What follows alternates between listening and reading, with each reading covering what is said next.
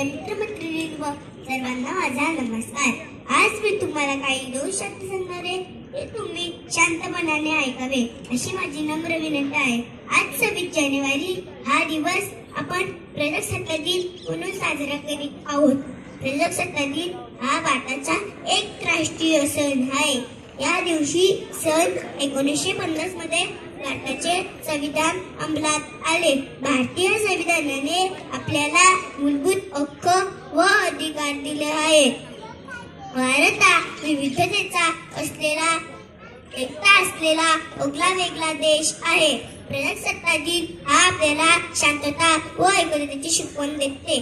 उत्सव 3 रंगांचा आभाळी आज सजला, उत्सव 3 रंगांचा आभाळी आज सजला, नतमस्तक मी त्या सर्वांचा, नतमस्तक मी त्या सर्वांचा, ज्यांनी भारत देश घडवला। एवढे बोलून मी माझे 2 शब्द पूर्ण करते। जय हिंद, जय महाराष्ट्र।